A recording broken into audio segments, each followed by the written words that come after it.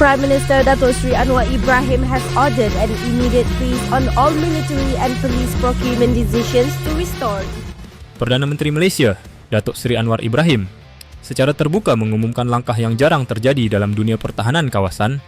Seluruh pembelian aset ketenteraan Angkatan Tentera Malaysia dan Polis Diraja Malaysia dibekukan sementara waktu. Keputusan ini bukan sekadar penundaan administratif.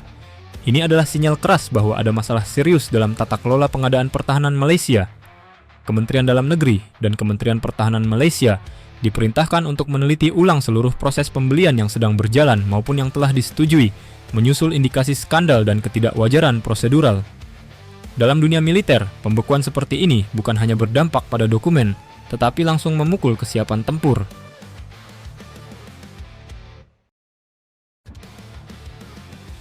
Kenapa pembekuan ini terjadi? Langkah Anwar Ibrahim tidak lahir dari ruang hampa. Selama lebih dari 1 dekade, pengadaan alutsista Malaysia kerap diwarnai pola yang sama. Harga melonjak, spesifikasi berubah, proyek tertunda, dan hasil operasional di bawah ekspektasi.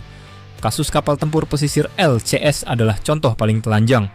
Proyek bernilai miliaran ringgit, bertahun-tahun berjalan, kapal tidak siap tempur, dan investigasi mengarah pada kegagalan sistemik, bukan kesalahan teknis semata. Pembekuan kali ini mencerminkan satu kesimpulan. Masalahnya bukan pada satu proyek, tapi pada sistem pengadaan itu sendiri. Ketika proses tidak transparan, kontrol lemah, dan keputusan terlalu politis, yang dikorbankan adalah pertahanan negara.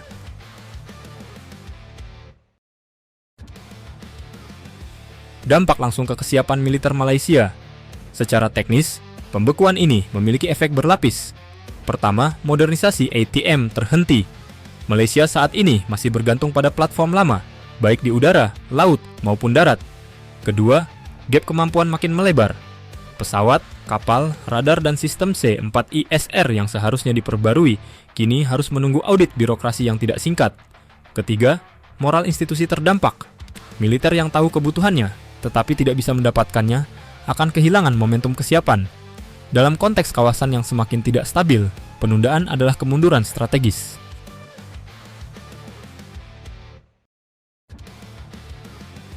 Kontras tajam. Saat Malaysia membeku, Indonesia melaju. Di saat Malaysia menghentikan pembelian, Indonesia justru berada pada fase akselerasi pertahanan. Indonesia menjalankan modernisasi dengan pendekatan jangka panjang, multisumber, multidomain, dan berorientasi interoperabilitas. Rafale, fregat baru, kapal selam, drone mail, pertahanan udara, hingga industri pertahanan dalam negeri terus bergerak tanpa jeda politik yang mematikan program. Perbedaan kuncinya ada pada satu hal. Keberlanjutan kebijakan pertahanan, Indonesia menempatkan modernisasi sebagai kebutuhan strategis, bukan proyek situasional.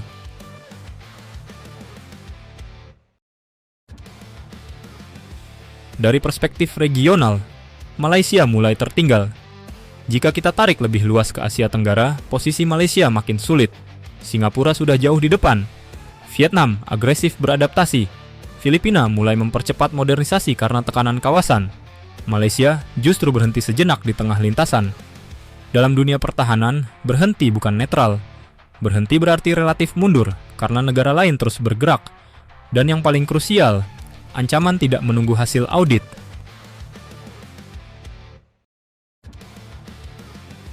Dilema Anwar Ibrahim, bersih atau siap tempur. Perlu dicatat, keputusan Anwar Ibrahim tidak sepenuhnya salah. Membersihkan sistem pengadaan adalah keharusan. Tanpa itu, miliaran anggaran hanya menjadi beban tanpa daya tempur. Namun dilema besarnya adalah waktu. Semakin lama pembekuan berlangsung, kesiapan menurun, kesenjangan melebar, dan ketergantungan pada aset tua makin tinggi. Jika reformasi tidak disertai percepatan ulang yang jelas, Malaysia berisiko kehilangan 1 dekade kemampuan pertahanan.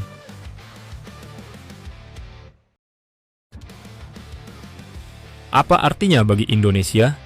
Bagi Indonesia, situasi ini memberikan 2 pelajaran strategis. Pertama, pentingnya kontinuitas dan transparansi pengadaan. Reformasi tanpa menghentikan denyut modernisasi. Kedua, Indonesia kini berada pada posisi relatif unggul secara momentum, khususnya dalam kekuatan udara, proyeksi laut, dan integrasi sistem tempur. Namun, keunggulan ini hanya bertahan jika Indonesia tidak mengulangi kesalahan yang sama.